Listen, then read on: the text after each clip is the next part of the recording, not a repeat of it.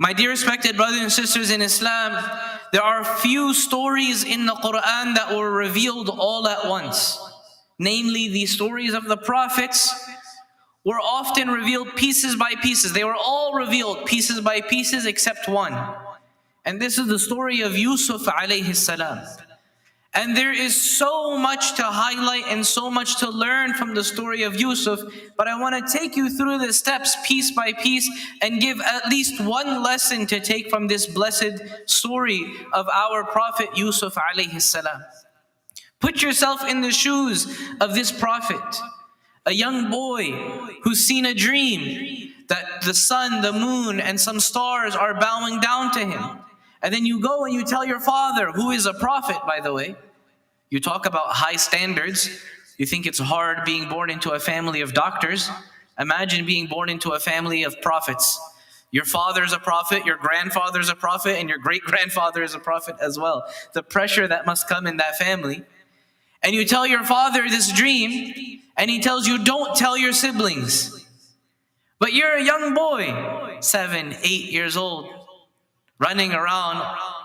You obviously, what are you going to do? You're going to tell your siblings. Baba told you, don't tell your siblings.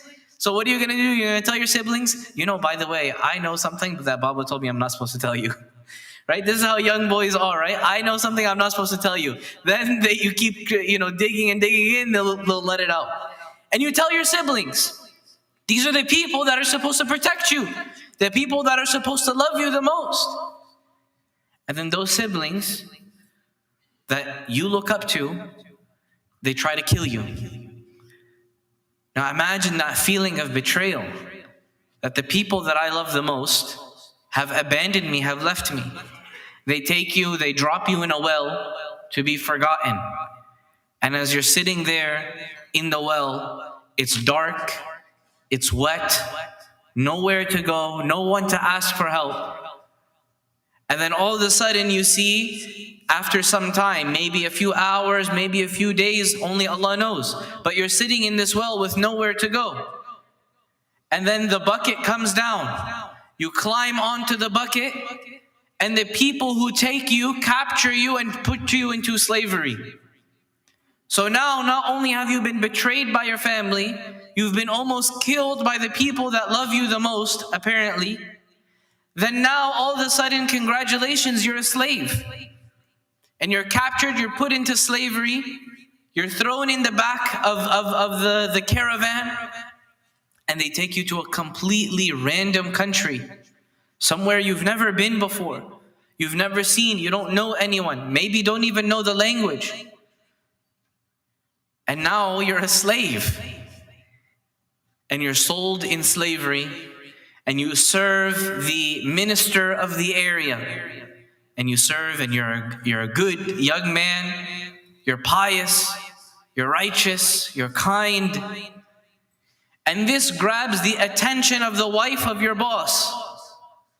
And then she seduces you. But she has power. So then because she seduces you, she gets caught and she blames it on you. So now you were almost killed. You were thrown into a well, and now you're being wrongfully accused. And then the next morning, the next day, there are rumors starting to spread around that the minister's wife has done X, Y, and Z. And so she calls all of her friends over. You're talking about the elites of society, the 1%. And she tells you, come, bring us some water, bring us something. And you walk outside, and while they're there, they're cutting their apples, they're cutting their fruit. They see you, and they are so they're so amazed by your beauty that they cut their hands entirely off. Now that's probably not me or you, but just imagine. And so they cut their hands entirely off. So now you've been wrongfully accused, and on top of that, now the elites of the elites are walking around with one hand. And who's to blame? No one but you. And so you're wrongfully imprisoned. You go to jail. Jail is not a nice place to go, even if you're guilty. You didn't do anything wrong. But they send you to prison. And you're in prison with the worst of the worst people, the people who stole, the people who killed. And you spend years in prison. Years and years and years and years go by. Eventually you find a friend, you help that friend interpret a dream, and then that friend who you help interpret the dream, you realize, oh, that guy is going to serve the king. So you tell your friend, go tell the king about my case, like I'm innocent. But because you forgot to say, inshallah, your friend forgets. And so then you stay in prison for years. So you're almost killed. You were betrayed by your family. You were almost killed, sold into slavery, served as a slave, wrongfully imprisoned for years. An ounce of hope shows, and then you continue. You're betrayed again, and you continue serving a sentence in prison. And of course, as you guys are very well aware, the story of Yusuf alayhi salam ends with him being the treasurer of Egypt. That the king eventually has a dream, and in this dream he sees, cows eating other cows, and he sees these details in his dream. And then the guy who was serving the king says, oh, I actually know a guy who interprets dreams. So he goes, then Yusuf alayhi salam explains to him the interpretation of the dream, and he's freed, and he's put as the treasurer of Egypt due to his honesty. And understanding what the economic nature of the future is going to be because of his interpretation of the king's dream. Now this story, again, full of details that we've just glazed over. I would really recommend everyone to read this surah in the Quran and go over some of these details. But as you read through this story, there's one thing that becomes blatantly apparent. Yusuf alayhi salam, his life gets worse and worse and worse and worse as the days go on. Everything he had planned did not go according to plan. You can't imagine, as a young boy, he dreamed of being a slave one day. This was not his dream. You can't imagine, as a young boy, he dreamed to be separated from his family. But it gets worse and worse and worse as life goes on. But for us, because we see the end of the story and we see the beginning of it, we read his whole life story in a matter of 10, 15 minutes, 20 minutes. You've read his whole life story. Because you see the end of the story, you know the end of the story, you know what? Oh, he'll be fine. Just trust Allah. It'll all work out in the end. But in that moment, what must it have been like to be in the shoes of Yusuf alayhi salam? To not know it's going to be fine. To not know what the future holds. Even the prophets are unaware of the unknown, of the unseen. They cannot look into the future. As Allah subhanahu wa ta'ala says in the Quran, quoting the response of the Prophet Mohamed sallallahu alayhi wasallam, telling the disbelievers that would ask him, when is the day of judgment? When is the day of judgment? When is the day of judgment? He would say, قُلْ لَوْ كُنْتُ أَعْلَمُ الْغَيْبَ لَاسْتَكْثَرْتُ مِنَ الْخَيْرِ. I don't know when the day of judgment is, and if I knew the unknown, I would have increased in good. I don't know the unknown. No one knows the unknown. This is the knowledge of Allah subhanahu wa ta'ala. But the story of Yusuf alayhi salam teaches us that no matter how unknown your life or the world around you may seem, Allah subhanahu wa ta'ala has a plan. And that from the outside or from the inside, from the footsteps of Yusuf alayhi salam, his life looks like it's getting worse and worse and worse and worse by the day. But in actuality, him being separated from his family was necessary to be in Egypt. Him being the slave of the minister was necessary for him to end up in prison.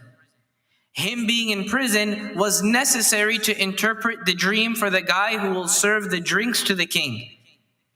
And that was necessary for him to have an opportunity to sit in front of the king and to show the king honesty, integrity, patience, and trustworthiness.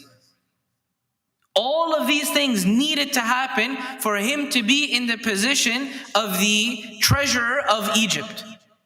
And that needed to happen because then he would invite his family to come see him in Egypt. his father and his brothers, and they would come down, and as a show of honor, they would bow down to him, hence fulfilling the dream he had when he was a child. That through his life, it seems like every day it's getting worse and worse and worse. But the reality is, the plan of Allah is such, every single one of those things led you to your ultimate destination. أقول قولي هذا وأستغفر الله لي ولكم ولسائر المسلمين فاستغفروه إنه الغفور الرحيم.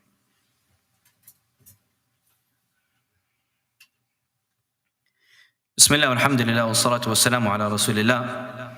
Yusuf alayhi salam, he comments when his parents come and they are there in front of him. He praises Allah subhanahu wa ta'ala, and the praise that he uses, or the name of Allah subhanahu wa ta'ala that he uses in his praise, is Latif. Inna Rabbi Latifun lima yasha. As he's praising Allah subhanahu wa ta'ala for the position that he's been put in, he says, my Lord is Latif. Latif in the Arabic language means to be gentle and loving and understanding. Lutf is like kindness, but a kindness that requires love and understanding. You may be kind because you're afraid of repercussions, the same way you're kind to your manager or to your boss. That's not what lutf is. Lutf is a kindness that comes from love and admiration and honor. And he says, my Rabb, my Lord is Latif. That every part of my life was from his love. From his love, he put me in these situations so that I may grow to the position that I was meant to be in.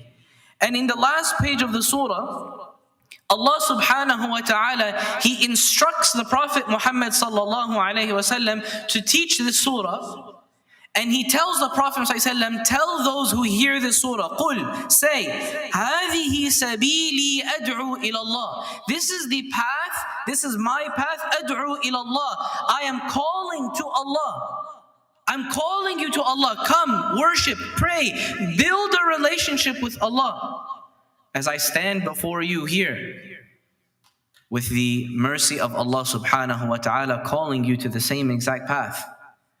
Prioritize Allah subhanahu wa ta'ala in your life. And the Prophet Muhammad is commanded then, and we read in the Quran, that Allah subhanahu wa ta'ala says, عَلَى بَصِيرَةٍ أَنَا وَمَنِ اتَّبَعَنِي. Me and those who follow me are on an insight, basira. You may know the word basar in the Arabic language, which means to see. Basira doesn't necessarily mean to see, it means insight, to know. Imam al-Ghazali rahimahullah ta'ala, he highlights in one of his books, he says, just as you need light to see, you need daw. You need daw to see basar. Basar cannot work without daw, right? You can't see without light. He says, likewise, basira, you cannot have basira, you cannot have insight without nur, without the light of Allah subhanahu wa ta'ala. And in this life of Yusuf alayhi salam is a very valuable piece of insight, a very valuable piece of basira, to trust that Allah subhanahu wa ta'ala has a plan. Allah has a plan for you and for your life, whether it be good now or difficult now. Allah has a plan for our brothers and sisters in Palestine. Allah has a plan for our brothers and sisters in Sudan. Allah subhanahu wa ta'ala has a plan for the person who may be struggling with a sickness. Allah has a plan for the person that may be struggling with a death in the family. Allah has a plan for everyone and for anyone and everyone. And Allah subhanahu wa ta'ala's plan is the best. You might not be able to see the outcome. Just like it is impossible that Yusuf alayhi salam, sitting in the well, knew that this well, this cold, lonely, dark well of abandonment is what is going to lead me to the ministry of Egypt. This is going to take me through the steps of prophethood and eventually lead me to be the prophet. Yusuf, no way he could have known that. There's no way we can know what the future is. But what we do know for a fact is Allah subhanahu wa ta'ala never asks you and He never asks me to change the outcome, because the outcome is in the hands of Allah. Allah asks you, and He asks me to make sure you're on the right path. That's it. You pray to Allah. Whether Allah will give you wealth or not is in Allah's hand. The outcome is in the hands of Allah. It's our job to do what we're supposed to do. When Allah subhanahu wa ta'ala will help the people of Palestine is not in my hand, is not in your hand. But Allah will not ask me on the day of judgment, how come you didn't fix the world? Allah will not ask me that. Allah will ask me though, did you pray? Allah will ask me, did you make dua for them? Did you speak up for justice? Allah will ask me that. Allah will not ask me, oh, how come you made sure that the lobbying that's happening didn't happen? How come you didn't control the lobbying against the Palestinians and for the Israelis? Allah will not ask you that. Allah will not ask you, how come you allowed people to spend millions of dollars to hurt you? He won't ask you the actions of others. But He will ask us our actions. Did you pray on time? Did you make dua properly? Did you put your effort in? Did you trust Allah subhanahu wa ta'ala every step of the way? Again, this is the truth for the ummah. Allah has a plan for the ummah. Allah has a plan for the world. But Allah has a plan for you too. That when things seem difficult, did you trust that Allah subhanahu wa ta'ala has an out for you as well? That you, just like Yusuf, are going through the steps of life. May Allah subhanahu wa ta'ala make us a people that have trust in Him. May Allah subhanahu wa ta'ala forgive our shortcomings. May Allah subhanahu wa ta'ala raise and honor the name of Islam in this world. May Allah subhanahu wa ta'ala allow us to remain steadfast on His path. And may Allah subhanahu wa ta'ala assist and help our brothers and sisters in Gaza. May Allah subhanahu wa ta'ala assist and help our brothers and sisters in Sudan and in Yemen and in Afghanistan, in Kashmir, in Uyghur, in China. May Allah subhanahu wa ta'ala assist any Muslim that may be struggling with any kind of oppression or difficulty or illness in this dunya. Allahumma ameen. And may Allah subhanahu wa ta'ala unite us all in the highest level of Jannah, neighboring the Prophet Mohamed sallallahu alayhi wa sallam. Inna Allah wa malaikatahu yusalluna ala nabi. Ya ayyuha alladhina amanu sallu alayhi wa sallimu taslima. اللهم صل على محمد وعلى آل محمد كما صليت على إبراهيم وعلى آل إبراهيم إنك حميد مجيد. اللهم بارك على محمد وعلى آل محمد كما باركت على إبراهيم وعلى آل إبراهيم في العالمين إنك حميد مجيد. إن الله يأمر بالعدل والإحسان وإيتاء ذي القربى وينهى عن الفحشاء والمنكر والبغي يعظكم لعلكم تذكرون. اذكروا الله يذكركم وادعوه يستجب لكم ولذكر الله أكبر والله يعلم ما تصنعون. وأقم الصلاة.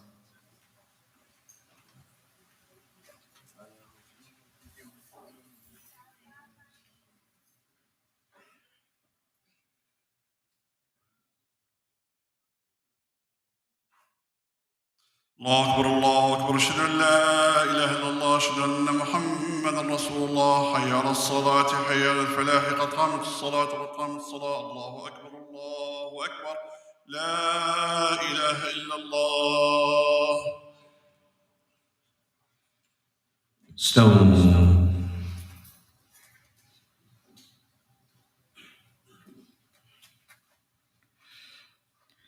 الله أكبر.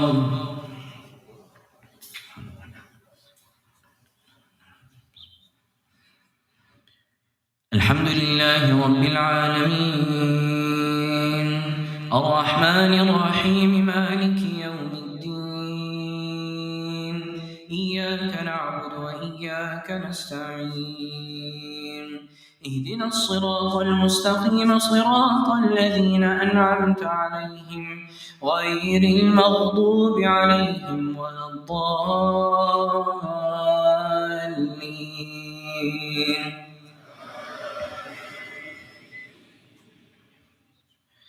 ألم نشرح لك صدرك ووضعنا عنك وزرك الذي أنقض ظهرك ورفعنا لك ذكرك فإن مع العسر يسرا إن مع العسر يسرا فإذا فرغت فانصب وإلى ربك فارغب. الله أكبر.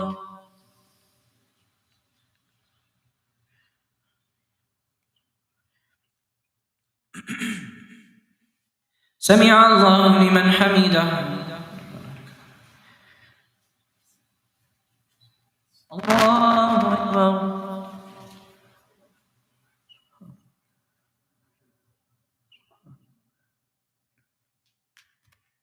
الله أكبر.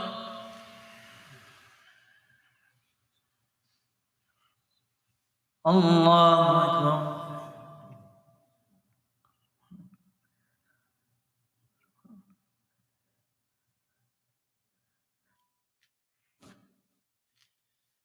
الله أكبر. الحمد لله رب العالمين الرحمن الرحيم مالك يوم الدين إياك نعبد وإياك نستعين اهدنا الصراط المستقيم صراط الذين أنعمت عليهم غير المغضوب عليهم ولا الضالين.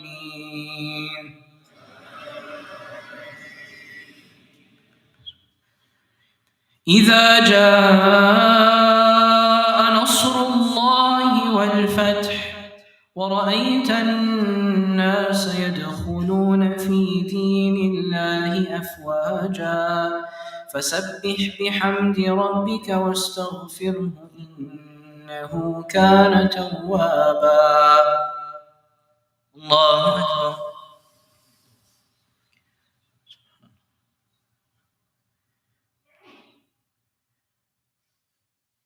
سمع الله لمن حمده.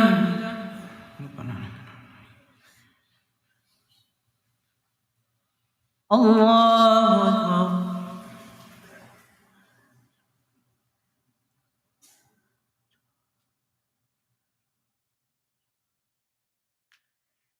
الله أكبر.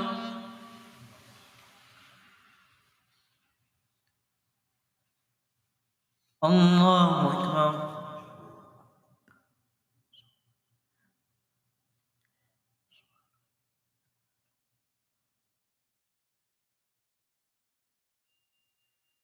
الله أكبر.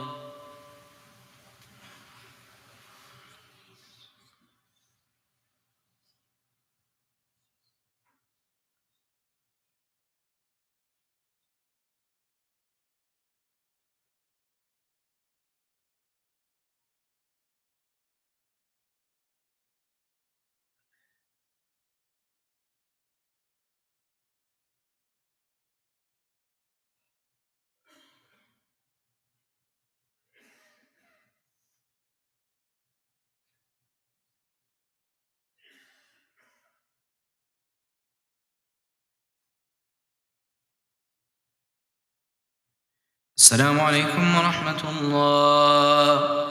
السلام عليكم ورحمة الله. استغفر الله.